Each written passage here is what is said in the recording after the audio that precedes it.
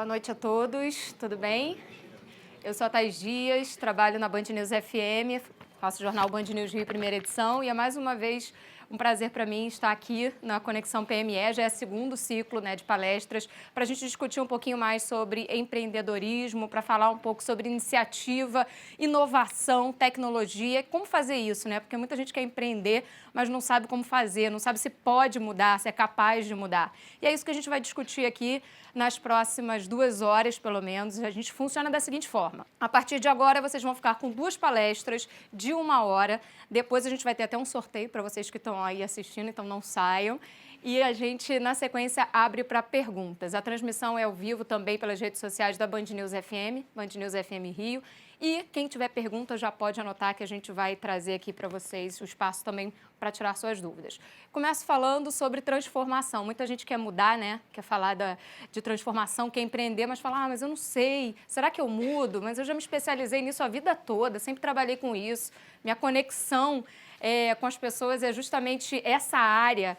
E aí, abre uma oportunidade. Às vezes vem um relance e surge a chance de você se transformar completamente e ver que seu sonho pode mudar, que você pode mudar. E é isso que vai falar para a gente agora um especialista nesse assunto, que juntou aí 2 paixões, a cerveja e também a música. A gente vai conversar com o Gilson Val, ele que há 8 anos trouxe aí a sua paixão pela cerveja para a vida dele profissional, inaugurando a Jefferies. Então conta pra gente como é que foi isso. Oi, boa noite. Tudo bem? Vocês estão me ouvindo legal aí? Tá maneiro?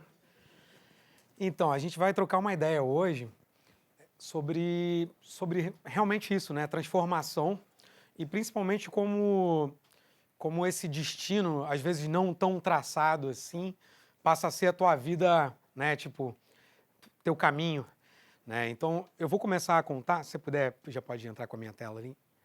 Eu vou começar a contar um pouco, mas eu queria que a gente tivesse aqui um clima muito, acho que descontraído mesmo.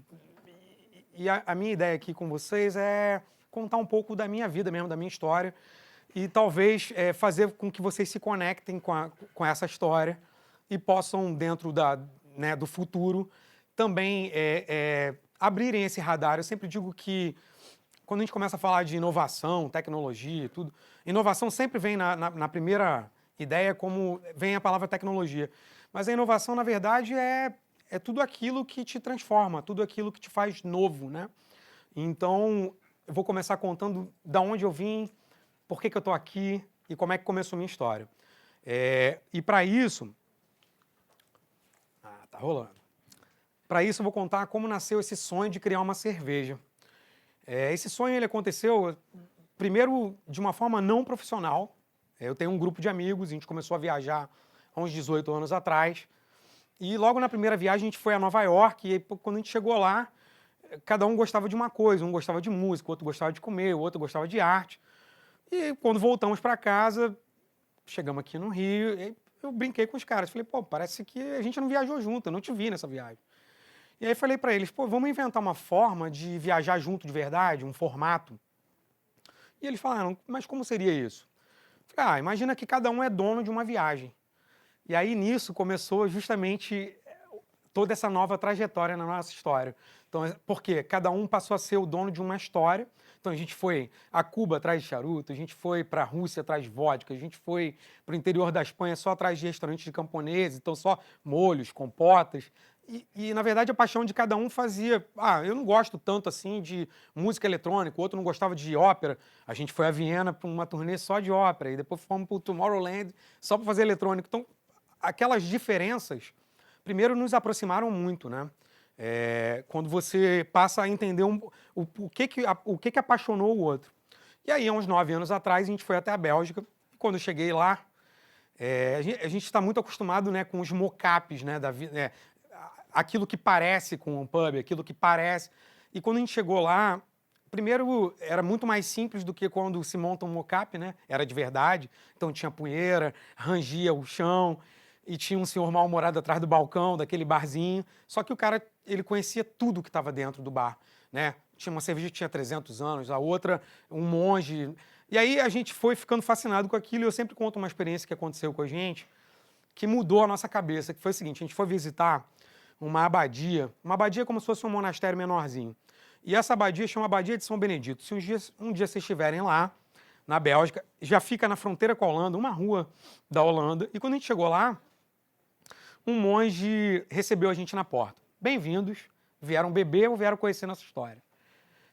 E eu achei aquilo muito louco, né? O monge perguntando se eu vim beber, eu carioca, mandei logo, vim beber, mas quero conhecer a sua história. E ele falou, você quer de verdade? Eu falei, quero.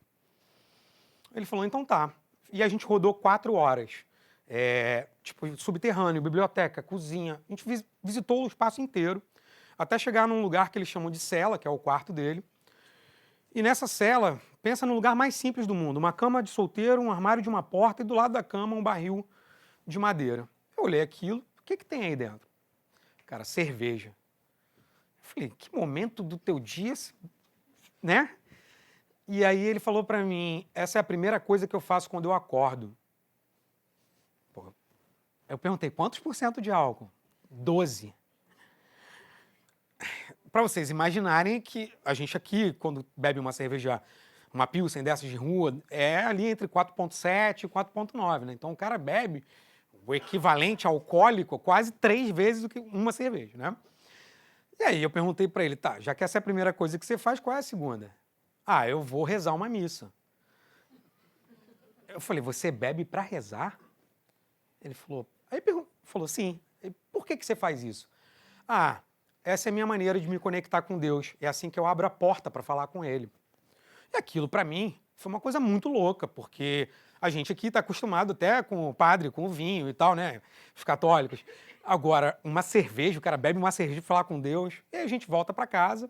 Eu brinco que até um sócio meu comprou uma garrafa de 9 litros de uma cervejaria que chama Chimay e botou afivelada comprou um assento para botar essa garrafa, pra você ver o nível da loucura da galera.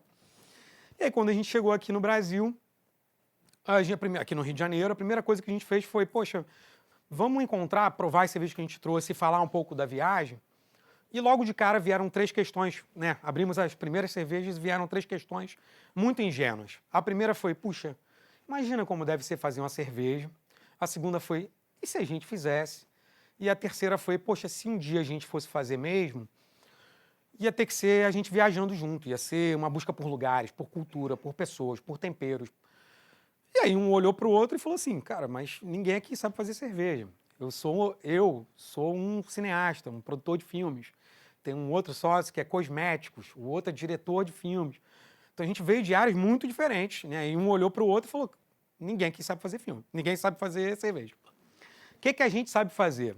E aí começa... a Band e Capemisa me mandaram algumas questões para pensar, né, para fazer um boletim sobre inovação, sobre achar o diferencial. E aí começa um pouco agora sim a nossa busca por encontrar um diferencial. Toda vez que você chega num dilema, você vai buscar uma coisa que te dá conforto, que você conhece. Já que eu não sei fazer cerveja, o que eu sei fazer? Eu falei, olha, eu acho que eu sei contar uma história. Então vamos tentar começar primeiro pela marca e depois a gente tenta fazer o produto. Então, assim, ao contrário totalmente do normal, né? Normalmente você faz um produto e depois embala ele, né? Eu comecei pela embalagem. E uma marca, ela é muito parecida com uma pessoa, né? Cada um de nós que estamos aqui temos nossos valores. E uma grande parte dos nossos valores veio da nossa casa, da nossa criação, dos nossos pais. E é muito difícil você... eu olho para você e eu já crio uma empatia. Eu olho para o outro, eu já crio uma antipatia. Por quê? Porque esses valores, eles transbordam da gente, eles estão além daquilo que a gente passa no oral. Tem toda uma energia em volta. E uma marca é muito parecida com isso. E aqui a gente começa a falar de quais são os valores da Jeffrey, né? A primeira coisa que a gente pensou é, poxa, a gente nasceu de uma busca por cultura, né? Nossas viagens e tal. E o que é cultura? Cultura é tudo aquilo que te impactou, que significou, seja desde o arroz com feijão, aquela cachaçinha mineira, a goiabada no tacho, a ouvir, sim, uma música clássica no Teatro Municipal de Viena. Então, assim, cultura é tudo aquilo que te impacta e que te traz uma referência de um novo comportamento, de um novo povo e tal. E aí a gente sempre brinca, eu digo que a Jeffrey não é uma marca de cerveja, a gente é uma marca de cultura.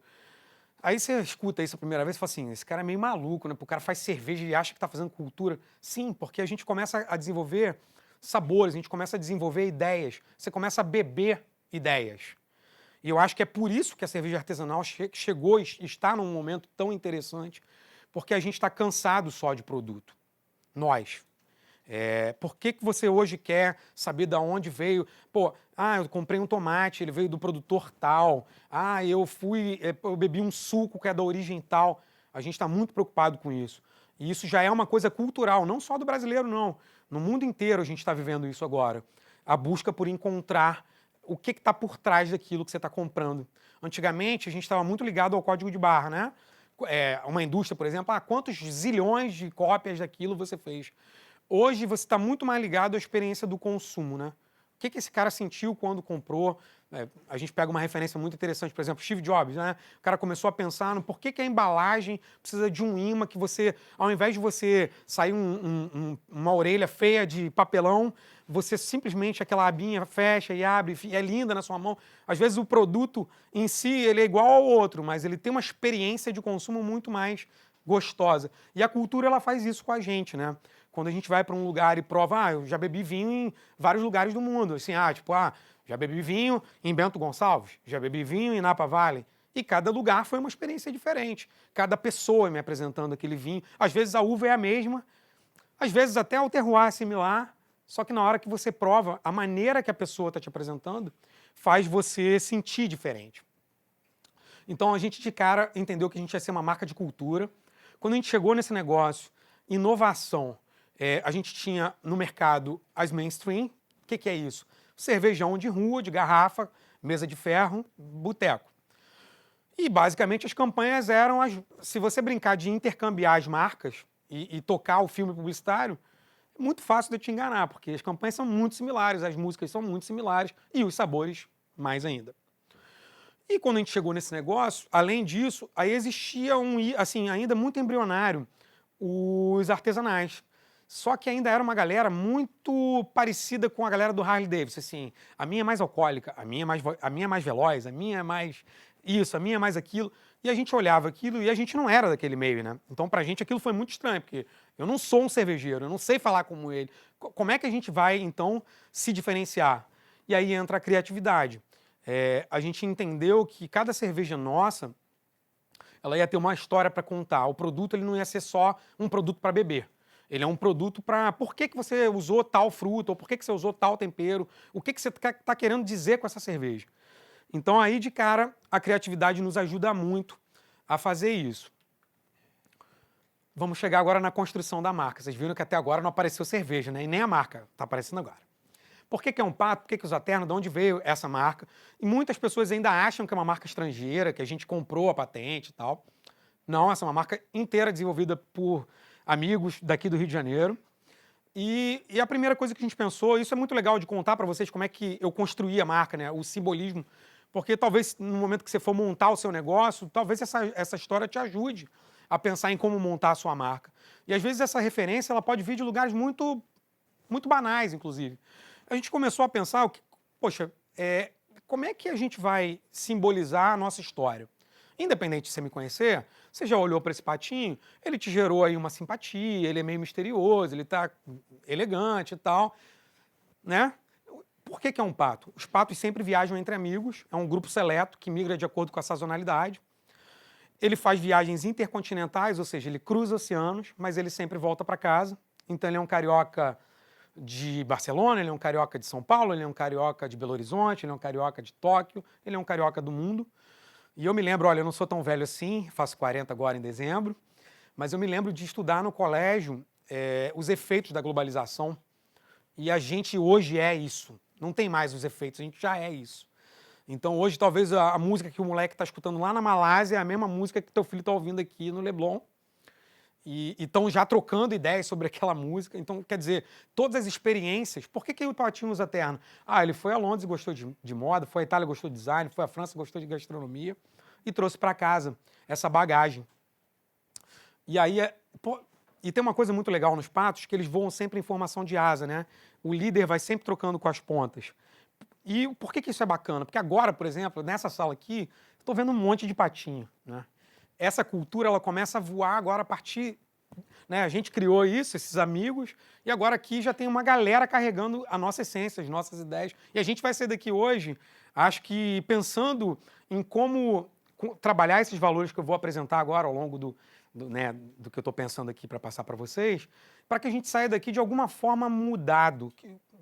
Como é que é isso? Primeiro, poxa, a gente tem tanto orgulho de ser daqui, de ser do Rio de Janeiro, de ser brasileiro, e a gente ama tanto poder mostrar as nossas qualidades.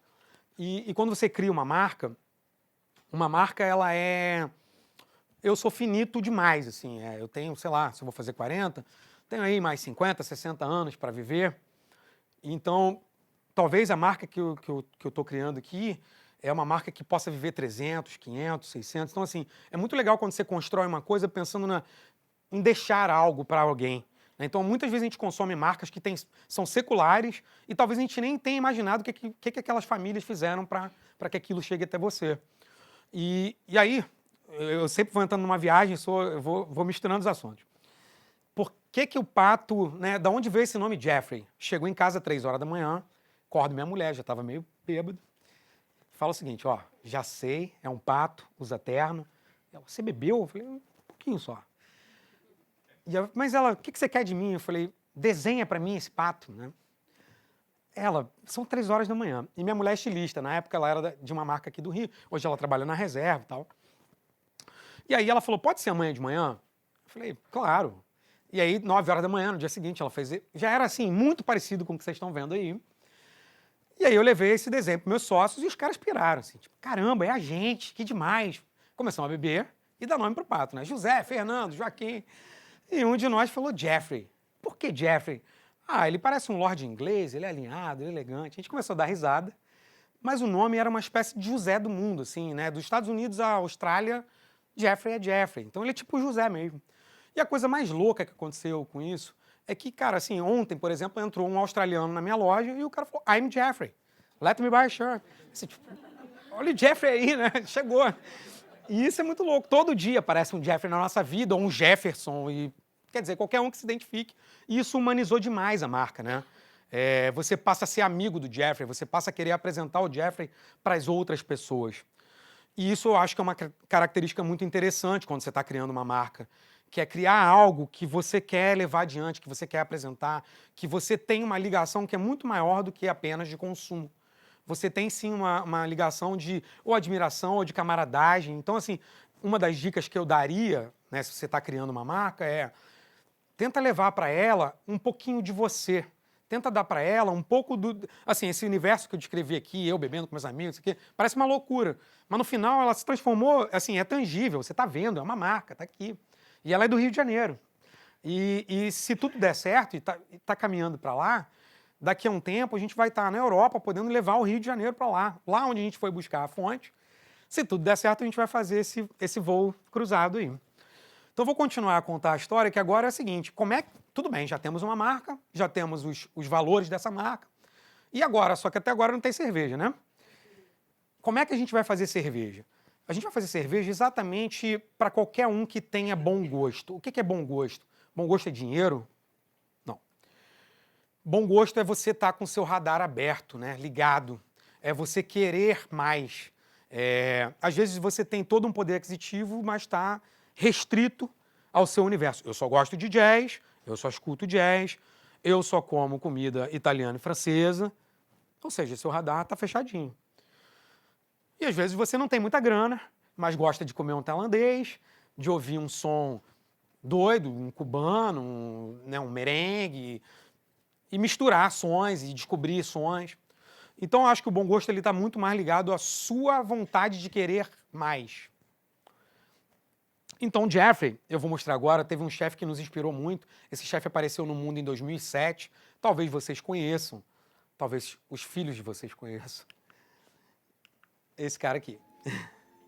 Não sei se vocês conhecem, esse é o Ratatouille. E nesse momento aqui, se vocês puderem dar um pouquinho mais de áudio, porque é um momento legal, meio mágico. Ele está brincando, o que é esse momento que ele está fazendo aí? Ele está, que a gente chama aqui de harmonização. Você misturar um queijo com uma fruta, né? Você está brincando com um salgado, uma acidez, e você está brincando com um dulçor. Então aí você tem o quê? uma explosão de sabores quando isso acontece. Né? A gente fala muito, usa muito esses hashtags e tal, mas o que é uma explosão de sabor?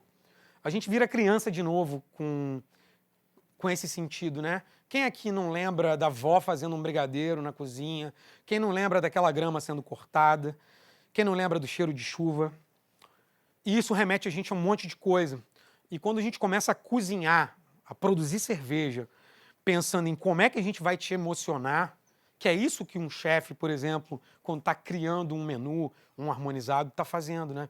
Ah, então eu vou apresentar isso aqui que tem uma acidez, vou compor com isso aqui que tem um dulçor, e no final vou te entregar um amargor assim, assim, assado.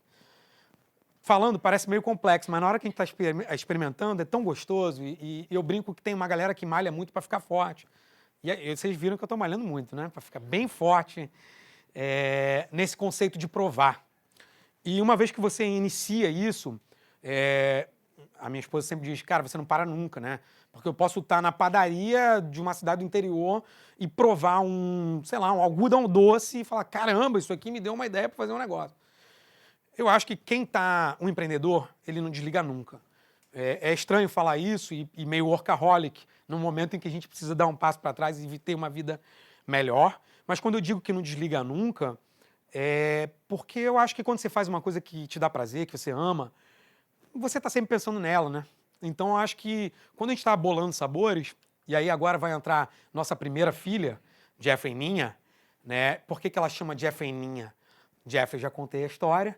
Ninha, a gente aqui no Rio mistura muitos idiomas, né? Principalmente, lembra na época das Olimpíadas, você estava dando uma volta ali na orla, você ouvia um chinês, indiano, um francês, todo mundo junto. Então a ideia desse rótulo era justamente misturar os idiomas. E Ninha é uma menina jovem em espanhol. E aí ela é a nossa primeira filha. E como é que a gente foi criar essa cerveja? A primeira coisa que a gente pensou foi, poxa, eu queria fazer uma cerveja que pudesse representar um pouco do sabor da cidade. E aí eu cheguei pro cervejeiro, a gente não sabia fazer cerveja, né? Então a gente trouxe um grupo de cervejeiros, colocamos esses caras sentados na nossa frente, e a primeira coisa que a gente falou para eles foi o seguinte, olha, imagina que você é um russo que chegou no Brasil pela primeira vez e você está sentado aqui na piscina do Copacabana Palace, tomando um sol, ouvindo aquela música boa, comida boa, cheiro bom, tudo bom. Você volta para sua cama lá em São Petersburgo, deita, tá geladinha, você está lembrando daquele Rio de Janeiro quentinho. Essa experiência da viagem nunca mais sai da sua cabeça. Mas qual é o gosto que você levou de volta para casa? Então eu queria criar uma cerveja que pudesse ser essa volta na cidade, ter esse cheiro quase de maresia e de frescor. E aí a gente criou uma cerveja que leva raspas de limão siciliano, sementes de coentro. A base dela é malte, trigo e aveia. O trigo dá essa turbidez, a aveia faz essa espuma bem branquinha. As sementes de coentro trazem um aroma muito cítrico, né? A gente, quando fala em coentro, sempre dá aquela primeira rejeição. Eu odeio coentro, vocês já devem ter ouvido ou falam isso. Mas, normalmente, quando a gente fala isso, a gente está pensando sempre na folha do coentro, porque a folha ela é mais forte e ela é bem diferente da semente. Mas eu gosto da folha e gosto da semente. E a semente, quando você quebra, ela vem um aroma quase do limão. E a raspa do limão siciliano, quando a gente começou, nossa primeira produção foi 2.000 litros de cerveja. E aí os caras falaram assim pra gente, a Jeffrey hoje tem 8 anos, né? Isso a gente tá falando, há 8 anos atrás, a gente começou fazendo 2.500 litros. E aí quando a gente foi raspar, os limões são raspados à mão. E os caras falaram pra gente na fábrica, vocês sabem que esse processo de vocês não vai durar muito, né? E aí, gente, por que a gente raspa na mão? Naquela época, e até hoje a gente não encontrou uma máquina que tenha a sensibilidade da mão, porque quando você entra no branco do limão, você amarga. E a nossa última produção foram 3 caminhões de limão raspadas à mão. É só para dizer o seguinte, é maluquice, é preciosismo? Não, é uma entrega de qualidade, porque quando você bebe aquilo que vocês já devem ter ouvido, por exemplo, a mãe de vocês falando, porque na minha época, aquela balinha de leite da Copenhagen tinha um gosto e hoje ela tem um outro gosto. Porque os processos industriais vão mudando mesmo os gostos. E a gente tem uma loucura, quase uma obsessão, por manter o máximo hermético possível esse processo e ter esse padrão. Por isso até que a gente não inventou uma indústria gigante. A gente fez uma indústria... Na verdade, a gente hoje tem 4 operações rodando, industriais, médias, em vários estados. Por que a gente fez assim?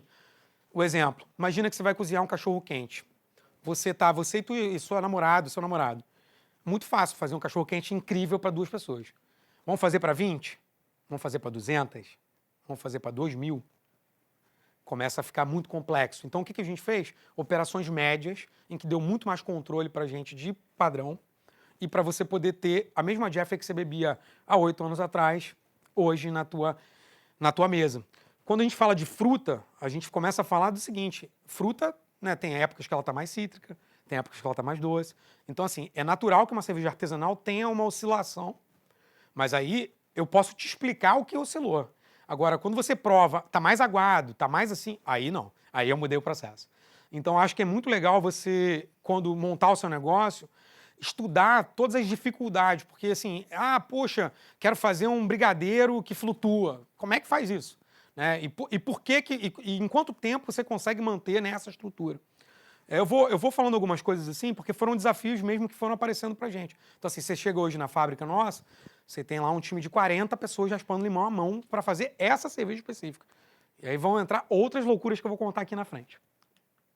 A partir do momento em que a gente começou a comercializar as nossas cervejas, a gente precisava contar para as pessoas que a gente era uma marca de cultura. E um simples pedaço de papelão, que é uma bolacha, um porta-copo, ela ia conter a arte de alguém. Então, hoje a gente tem mais de 80 estampas diferentes, com artistas do Brasil inteiro. Então, isso virou um item ultra colecionável. Tem pessoas que montaram decoração com esse negócio. E tem gente que tem a primeira bolacha da Jeff, a primeira garrafa da Jeff, e começa a criar esse link, né, de amor pela marca. E a partir do momento em que a gente descobriu que um simples pedaço de papelão criaria esse tipo de emoção, tudo nosso ia passar a ter esse tipo de... Uma chopeira, ela não ia ser uma chopeira, um objeto inanimado. Ela ia para um ateliê de um artista e lá ele ia colocar alma, ele ia colocar cor, ele ia colocar forma. E é muito diferente quando você bebe de um lugar em que alguém colocou tanto carinho, tanta verdade, né? E a gente come com os olhos, a gente bebe com os olhos também. Então é diferente o nível de percepção sua quando você está provando uma coisa que teve esse nível de cuidado, né? Tipo, olha a diferença que é beber um chopp que sai. Eu sei que está começando a dar sede, né? Já estamos nesse horário do happy hour aí. E aí a gente começa a ter uma outra entrega, né? É uma entrega em que, poxa, caramba, os caras, eles foram tão longe, onde a chopeira deles não é mais uma chopeira, é uma obra de arte. Então você está bebendo de uma obra de arte. Isso dá muito mais sabor. Então, durante um ano, a gente não tinha um lugar onde a gente pudesse receber as pessoas, onde eu pudesse encontrar você. E aí a gente começou a pensar nisso aqui. Cara, e se a gente montasse um bar? É a primeira ideia, né? Mas aí a gente começou a... É sempre importante quando você está nesse processo, né, de incubar uma ideia, pensar assim, mas por que eu vou fazer isso? Quais são as dificuldades? Qual seria o meu diferencial nisso? E a gente chegou numa conclusão que era a seguinte. Poxa, bar... Eu não ia ter nunca esse tempo que a gente está tendo aqui de contar a história da marca, de falar dos produtos com tanto carinho e tal. Então, a primeira coisa que a gente pensou foi, vamos montar uma loja conceito, que é um espaço em que, primeiro, não tem o giro de um bar, não é aquela loucura, e um espaço onde a gente pode trabalhar, a gente pode vender e você pode ainda levar para casa. Ou seja, era um espaço em que era quase um escritório meu que você visita, e aí a gente montou esse negócio aqui. A gente chegou nesse lugar que chama Rua Tubira, que na época, quando a gente chegou, não tinha placa, reparem. E essa rua é uma rua que fica no Leblon, ela já está nas mediações da Gávea, quase, né, vindo pela Bartolomeu Mitre. Aqui você tem a Bartolomeu aqui, e aqui atrás você tem... logo ali atrás você tem a Dias Ferreira, ou seja, o lugar é ótimo, mas era meio abandonado por Deus. Era feio, era uma rua... chamada Rua das Oficinas, ninguém sabia o nome dela. E por que os loucos foram fazer uma loja conceito de cerveja lá? E loja conceito de cerveja dá certo? Agora a gente começa a ver. A primeira coisa, por que a gente foi parar nesse lugar? Por 2 motivos. Na época que a gente começou o projeto, o mercado imobiliário do Rio de Janeiro tinha dado aquele boom, lembra? Era caríssimo. E a gente chegou a procurar Santa Teresa, Botafogo, e era inviável, tudo era muito caro. E a gente tem, na verdade, uma parte dos sócios mora ali nos arredores aqui. E aí a gente foi fazer o contorno aqui para ir para casa, já desistindo desse negócio de loja e tal. E quando eu parei na frente dessas oficinas, tinha uma fechada com uma placa de aluga-se. Parei, liguei pro cara. Era um português, atendeu. Você tá onde? Falei, tô aqui em frente à sua loja. Ah, então tô indo aí. Aí chegou o cara. O que vocês querem fazer aí? Funilaria? Que meu ponto começou a vender o ponto dele. Falei, não, é um negócio diferente, é tipo uma boutique. Ele, mas isso não vai dar certo aqui não. Aí eu falei, pô, mas você tá me desencorajando. É bem clássico, né? E aí eu falei pro cara, mas eu não tô interessado em alugar não, eu tô querendo comprar. Você é mais maluco ainda, né? O cara falou. Por quê? Porque a gente tinha todo um propósito. Isso aqui é um pedacinho da revitalização da loja, né? A gente pegou uma borracharia que estava 3 anos fechada e a gente trouxe um time de artistas para limpar a graxa e trazer cor, né? Trazer vida. Então a loja é toda lúdica. Quando vocês tiverem a oportunidade, vocês são meus convidados, vai ser um prazer receber lá. No primeiro piso tem uma galeria de arte, um espaço para degustação e a galera da Jeffrey fica lá trabalhando e tal. Então a gente criou a Jeffrey Store, nasceu. E aí a gente começou a cuidar da rua, né? Como foi isso? A gente fez a primeira empena de arte do Leblon, foi criada pela gente. A gente trouxe uma dupla de artistas de Fortaleza, chama Acidum Project. É muito legal quando você começa a ver que a rua começa a ser um palco, um cenário para as pessoas viverem, né? E às vezes você está parado naquele trânsito ali da Bartolomeu, que é brabo, e você olha essa imagem e aquilo te dá uma paz. Então, de alguma forma, a minha arte vai chegar mais longe, vai chegar até você. E não necessariamente eu preciso colocar uma placa dizendo que aquilo foi feito pela Jeffrey. Porque o fato de eu me sentir bem fazendo aquilo volta para a marca naturalmente. Pode parecer meio louca essa estratégia, mas funciona muito. E aí você cria um espaço, a gente conversou com todo o comércio local, grafitamos o comércio local inteiro. E aí aquele lugar que era muito cinza, muito apagado, começou a vibrar, começou a ter uma cor, a ficar lindo. E a gente brinca que hoje ela tá meio uma galeria a céu aberto. É claro que nem todos os dias é tão colorido assim, tem dias que tem muito carro na rua meio, que os caras estão fazendo uma bagunça danada. Mas é muito legal também poder conviver com eles e eles entenderem que a gente foi para ali para cuidar daquele lugar. Né? Eu sempre digo que é o seguinte, você quando vai viver num lugar é muito diferente de quando você vai usar um lugar. Então a gente foi viver nesse lugar. E aí a gente lutou para sinalizar, para colocar placa, para botar sinal de trânsito. A gente foi cuidar desse lugar. E aí as pessoas entenderam essa missão e começaram a chamar as outras pessoas para virem viver essa experiência com a gente. Olha a mudança que já começou a rolar de comportamento. Pô, e aí os eventos na loja, por exemplo, a gente trouxe o Samuel Rosa para fazer um som com o filho dele na porta da minha loja, sem anunciar em lugar nenhum. E ele tocando no chão ali na calçada para a galera. E as pessoas estavam passando e não entendendo. Caramba, é o Samuel Rosa? Eu falei, é. E isso é que é bacana, que eu acho que é justamente a espontaneidade, é justamente você não precisar de tanta vitrine, mas sim da vida do lugar. Então, assim, você passou um dia ali e viu que estava lá o Samuel, quem será que vai estar lá amanhã? Então, essa foi uma estratégia que tem dado super certo. A nossa loja ela é frequentada por grupos muito diversos. A nossa marca é uma marca com bom gosto, não tem idade. Então, desde um senhorzinho aposentado que está no momento de vida, de curtir a vida, a um garoto que está iniciando na universidade, todo mundo coabita aquele lugar e vive bem, e vive feliz. E a gente brinca que o nosso tipo de balada é uma balada família, porque a gente não faz balada, nossos eventos sempre terminam às 10 da noite.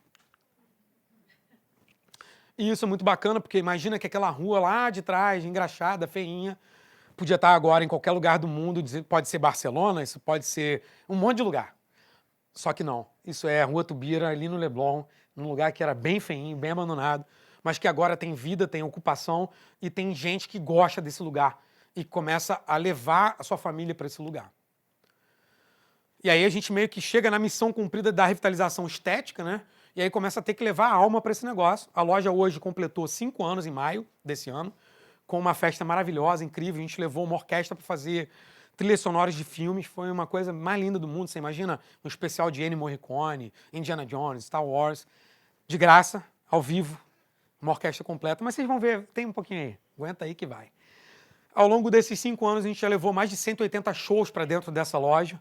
E aí o bacana é que vocês pensarem no seguinte, poxa, mas você não começa grandão. Então eu comecei com um pocket show, um violãozinho lá dentro da loja. E aí a gente brinca que faz eventos pequenos, médios e grandes. E grandes, vocês vão ver alguns já já. Aqui foi quando a gente fez 2 anos. Olha que legal. Vocês vão poder também situar um pouco onde está essa rua, quem não sabe pelo nome da rua. Então, a gente fecha as 2 ruas, né?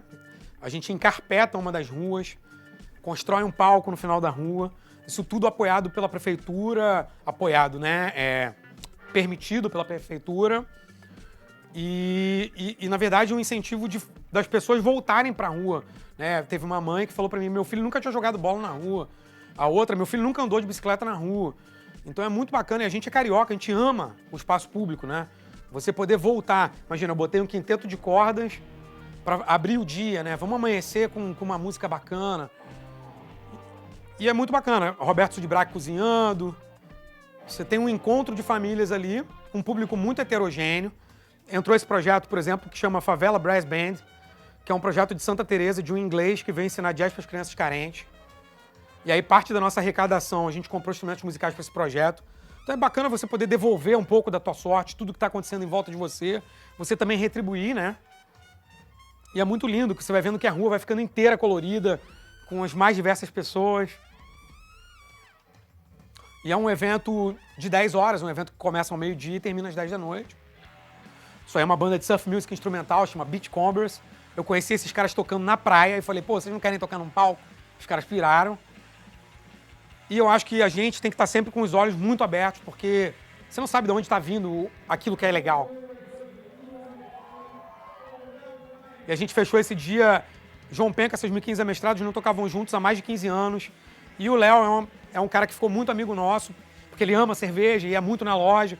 E aí um dia ele tá me ouvindo, conversando com o meu sócio, falando, poxa, a gente vai fazer 2 anos, o que será que a gente faz para comemorar? E ele falou, cara, eu tenho o presente perfeito para vocês. Eu vou reunir os miquinhos que não tocam há 15 anos e vou te dar isso de presente. E é isso. Você vê que quando você está fazendo uma coisa que está conectada, que as pessoas estão sentindo, estão vibrando. Assim, não tem muito o que dizer, assim, agradecer as pessoas entenderem a missão, né?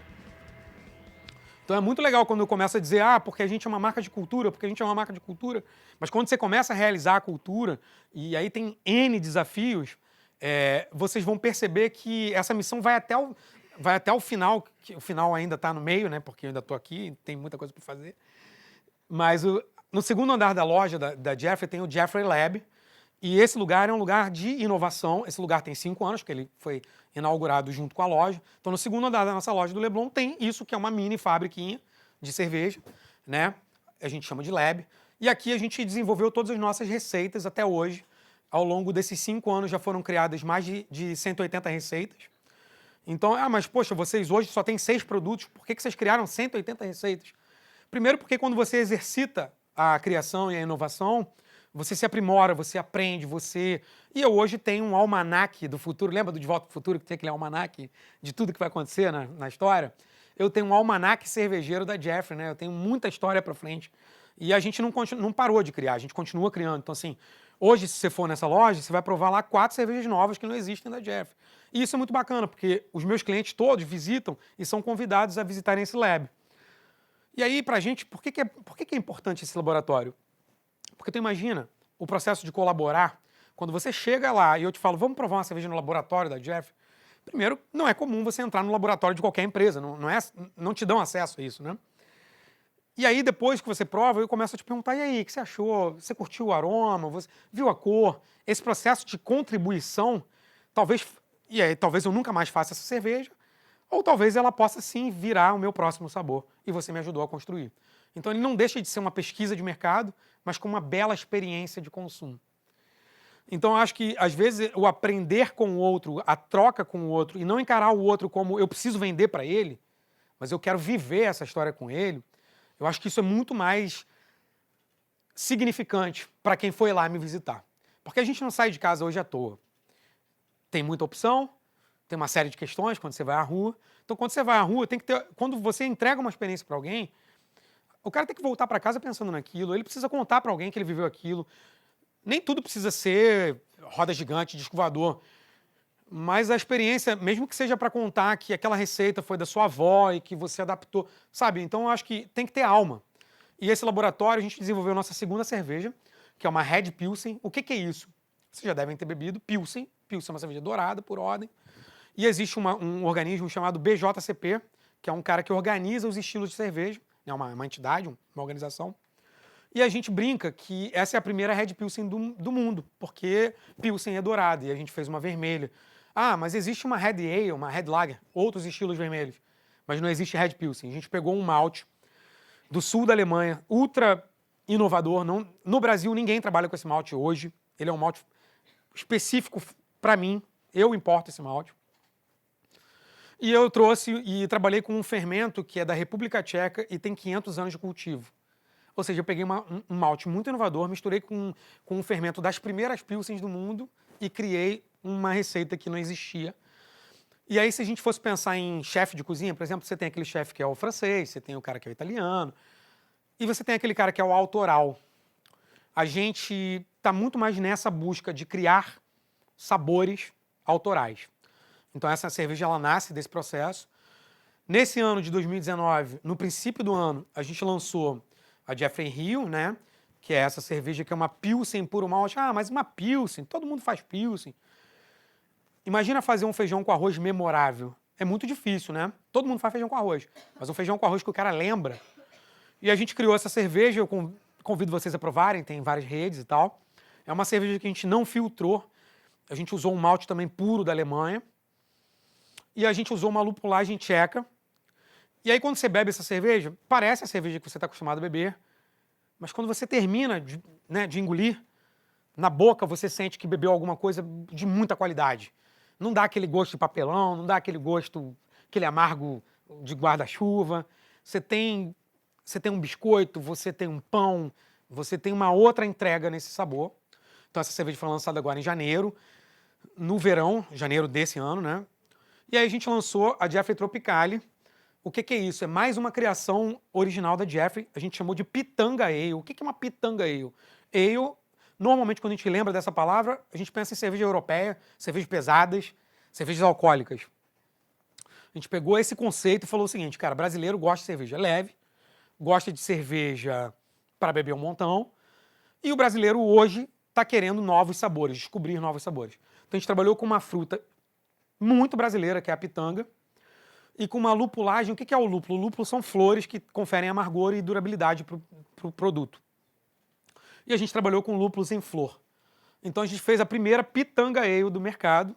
Muitos europeus já provaram, piraram, porque é muito diferente do que eles estão acostumados. Então acho que essa é uma receita também criada no laboratório da Jeffrey, desenvolvida. É muito importante essa história, tá vendo? A gente criou essa cerveja há 3 anos atrás e eu estou lançando ela agora, em janeiro de 19. A gente também não pode ter pressa para lançar um produto. A gente tem que entender o time do produto. O que é o time do produto? Tem coisas que eu sempre brinco que é o seguinte, não adianta a gente às vezes falar, pô, esse cara pensa muito na frente. Pensar muito na frente às vezes não é bom. Pensar muito na frente às vezes te desencaixa do resto. Mas também não pode pensar atrás. Então você tem que estar sempre, eu brinco, quando a onda está formando, você já tem que estar embicado ali para descer nela. Né? Se você descer junto com todo mundo, está naquele bolo. E se ela passar, você não pega mais aquela onda. Então eu acho que a gente entende o timing de cada produto e o timing da marca. E a marca, eu falei isso até num boletim da Band, assim, você vai fazer um business plan, você vai construir toda uma história pensada antes, mas quando você aplica esse projeto na rua, cara, muita coisa muda, né? A prática e a teoria é bem diferente. Mas você tem que estar sempre olhando para o teu plano e pensando, poxa, por que aqui desviou para lá? Né? Até para você entender, pô, aqui eu desviei aqui e aqui... Ah, e se eu tentar um pouco mais nessa direção? Então, eu estou falando isso, sim, eu sempre aqui vou brincar de falar com vocês da maneira que eu gostaria de ouvir. Porque toda vez que complica muito, que fala do BP, que fala do share, que fala do shelf life, começa a vir um monte de jargão técnico e a gente fica meio perdido. Eu quero que a gente aqui esteja conectado com as nossas ideias.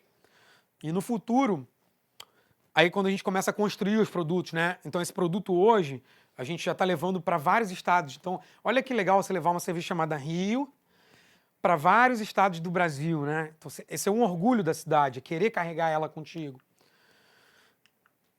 Então, a gente tem um processo criativo que a gente chamou de beer storming. Vocês já devem ter ouvido falar em brainstorm.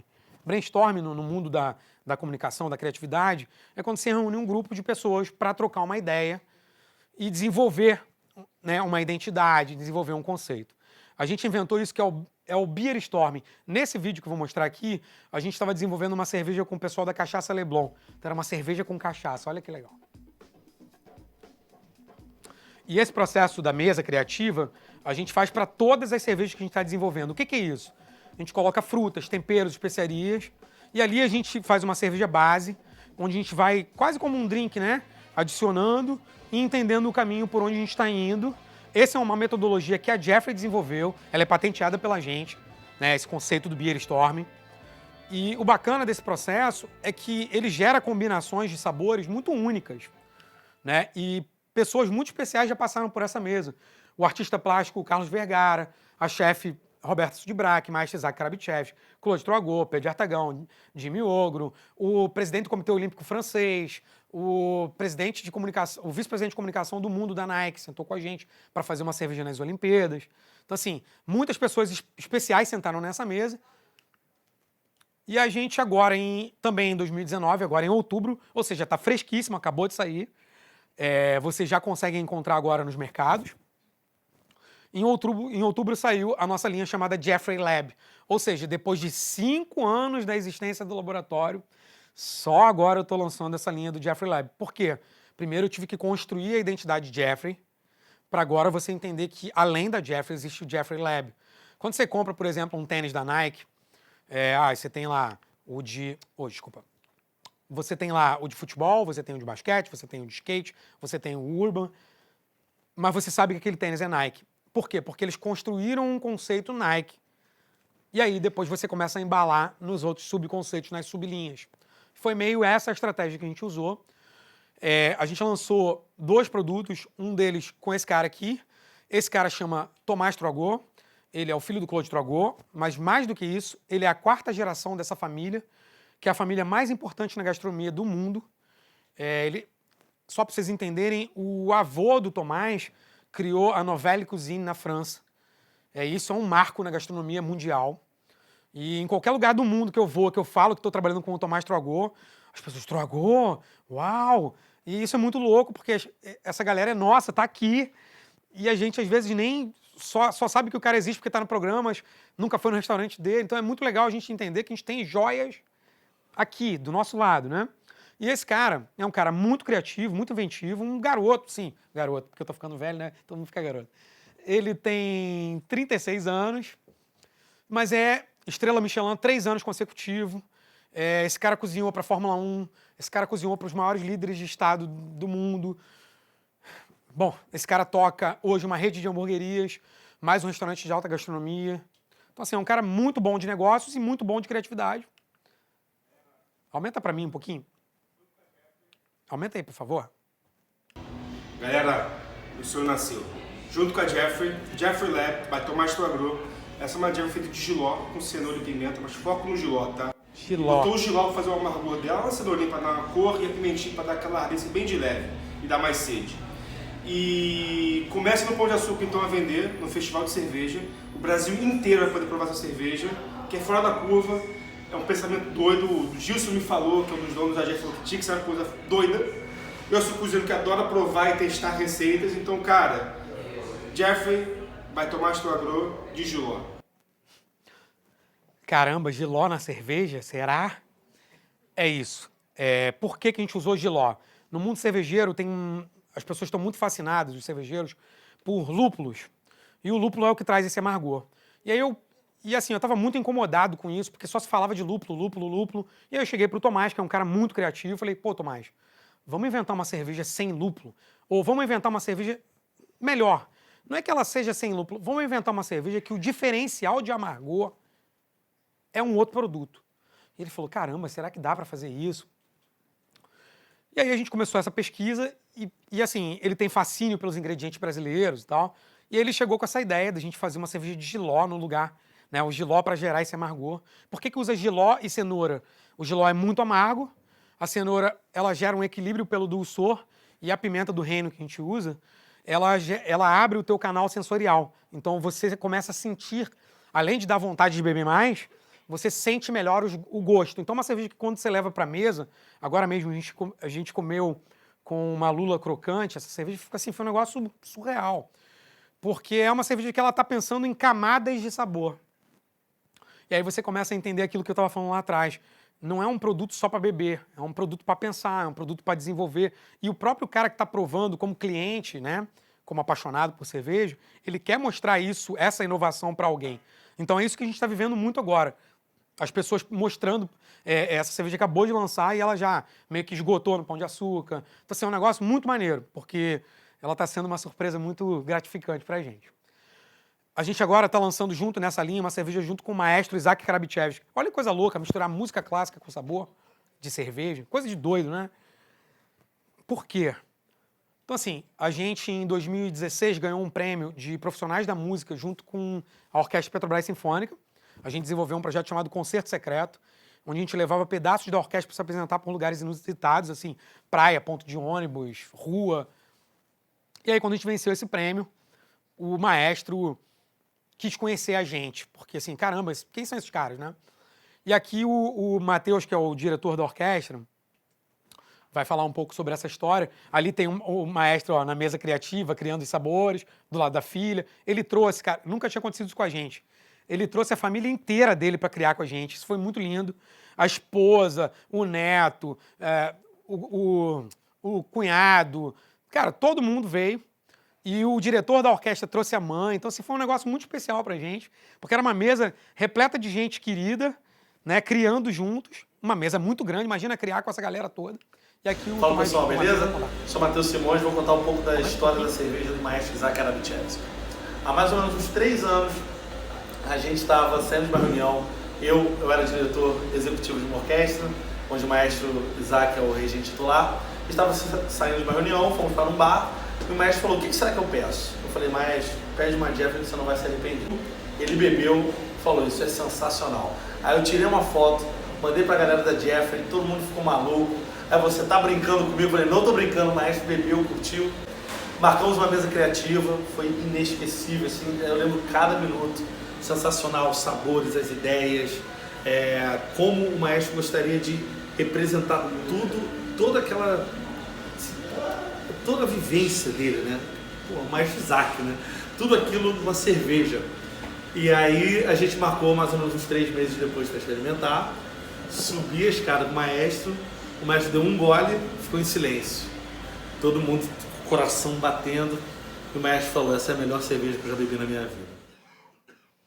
É muito louco, um cara que era do vinho, 84 anos, completamente fora desse universo cervejeiro. E a gente criou uma cerveja que leva caju, castanha de caju, castanha do Pará, folha de limão, cafir, pimenta malagueta. É uma loucura muito saborosa. Hoje a gente tem uma linha com Clos de Troagô, temos uma linha com Cone, uma linha com Copacabana Palace. Eu vou voar agora, que eles já me falaram que eu tenho que ser rápido. Aqui a gente ganhando um prêmio de bicampeões pelo voto do público no Mundial de La Bière, que é um evento muito importante aqui do Rio. A gente sempre criava conceitos especiais. Nesse caso aqui, a gente criou um parque de diversões para adultos. Então você ia lá beber cerveja dentro de uma piscina de bolinha, num tobogã. A gente fez uma exposição que era nostálgica ao Tivoli Park. Então, assim, beber com experiência é sempre muito mais agradável, é sempre mais memorável, né? Então, imagina, isso era o nosso stand, uma experiência muito, muito rica. As pessoas lembram disso até hoje. Eu vou voar aqui, galera, porque me falaram que eu tenho que voar. Jogos Olímpicos de 2016, a cerveja oficial da França, 1 ano de negociação. Eu não sei se vocês se lembram, mas foi delegação. Todas as casas eram de uma marca só, exceto Holanda e França com Jeffrey, no caso. Então a gente construiu uma pop-up store. A gente foi o item mais vendido da Casa da França. A gente representou 40% do faturamento geral da casa. Então isso foi uma coisa assim. Foi um momento histórico de venda de cerveja da França em todas as Olimpíadas, porque eles participaram. Pra gente foi uma coisa muito, muito única. Além disso, a gente criou um rooftop. A gente pegou a cobertura de um hotel e levou para lá, durante 17 dias, uma série de atrações culturais. Quando a gente completou 4 anos agora, em 2018, a gente construiu esse conceito de chamar concertos urbanos. Levamos 40 mil pessoas para a rua, de graça, na nossa rua Tubira. E aí vocês já viram que a estrutura melhorou, evoluiu. O sonho vai ficando cada vez mais completo. A gente trouxe a Pete, a Elza, para tocar junto com o maestro. Olha que coisa rica, que era lá atrás, aquele sonho, quando você começa a conseguir materializar ele. É uma outra é um outro sentido para sua marca. E as pessoas hoje, elas se lembram de cada momento que viveram com a gente.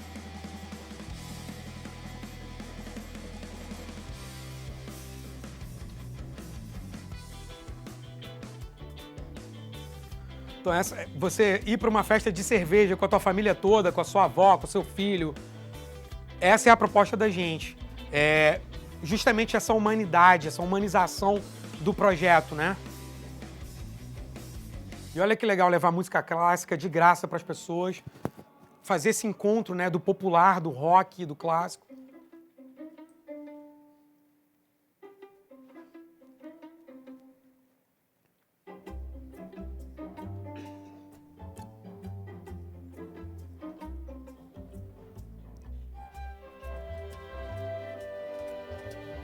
Eu só posso dizer para vocês que esse é um sonho que eu jamais imaginei viver e que eu tenho a alegria, a honra de poder compartilhar com vocês. E toda vez que eu conto a história, parece que eu estou vivendo ela de novo. E a gente também tem que valorizar tudo aquilo que a gente faz, contar para as pessoas, porque às vezes a gente fica numa urgência tão grande de realizar que a gente esquece de comemorar as coisas bacanas que a gente faz. E a gente está num mundo tão estressante, tão absurdo, que engole a gente. E a gente tem que ter esses momentos aqui, esse momento de compartilhar, esse momento de trazer para vocês. Nem tudo são flores, nem todo dia é lindo. Tem muitos desafios econômicos. Quando você vai montar um projeto como esse, agora a gente acabou de abrir um bar. Eu não vou tocar esse vídeo. Eu convido vocês a irem lá, é em Ipanema. É junto com a galera do TT Burger, né? Do Tomás. E é um espaço lindo, 8 torneiras, tá sempre mudando. Mas eu não vou tocar esse vídeo não, porque eu quero fazer uma experiência depois com vocês. Então, os patinhos estão voando pelo mundo, fizemos o SLS, fomos a cerveja agora em 2019, a SLS é o Campeonato Mundial de Skate, mais importante. Não vou tocar isso aqui também não. Isso aqui é o nosso pouso na Holanda, agora fizemos uma ação muito bacana lá, de tasting. A gente está levando o patinho agora para vários países do mundo, para fazer justamente esse entendimento dos gostos e entender como cada público se comporta com o nosso produto. Ouvir as pessoas, né? E é muito fácil, né? O nome é muito fácil, ele funciona, ele encaixa nesse projeto que nasce local, mas que a ideia é bater as asas aí pelo mundo. Já viu que o holandês bebe de cerveja diferente da gente, né?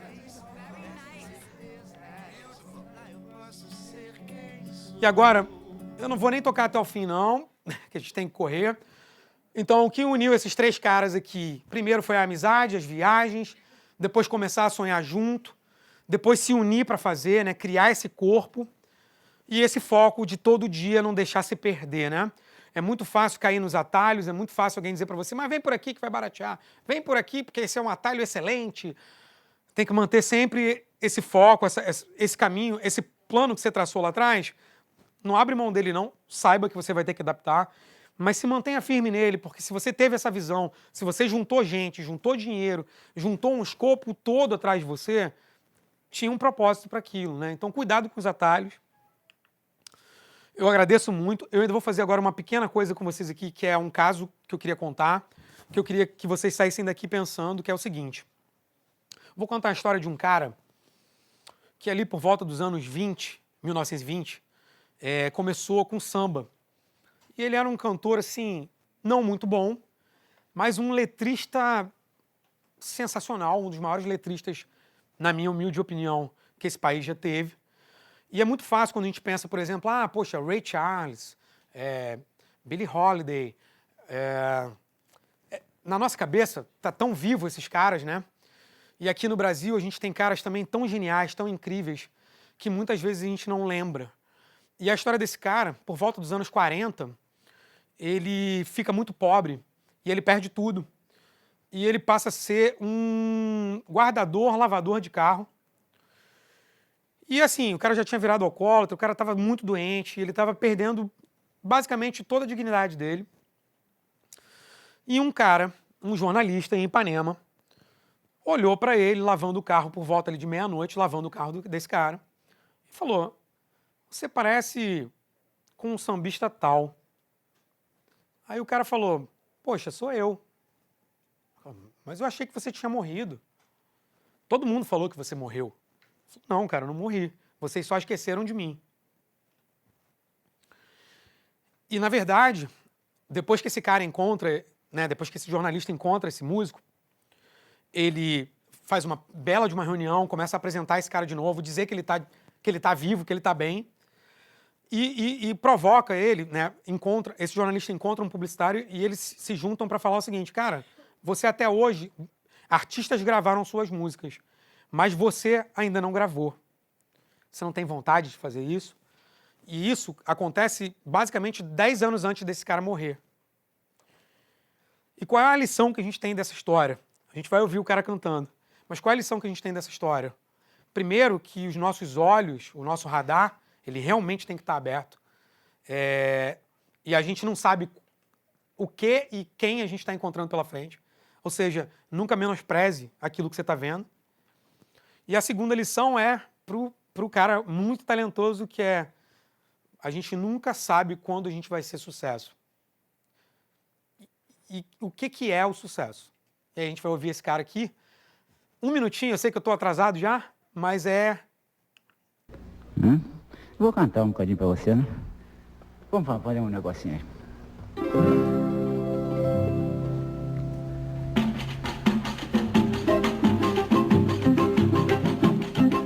A sorrir eu pretendo levar a vida. Foi chorando, eu vi a mocidade perdida. A sorrir eu pretendo levar a vida. Foi chorando, eu vi a mocidade perdida. Fim da tempestade, o sol nascerá. Fim desta saudade, hei de ter outro alguém para amar. A sorrir eu pretendo levar a vida. Vou chorando, eu vi a mocidade perdida. Fim da tempestade, o sol nascerá. Fim desta saudade, hei de ter outro alguém para amar. A sorrir eu pretendo levar a vida. Foi chorando, eu vi a mocidade perdida. Eu vi a mocidade. Então, o sol nascerá para essa cidade nossa, esse Rio de Janeiro, esse Brasil que está precisando tanto. Ele vai nascer por causa de vocês. Ele vai nascer porque você quer empreender. Ele vai nascer porque você está querendo mudar. A gente não pode esperar ninguém. E essa letra é muito linda, porque ela é justamente isso, né?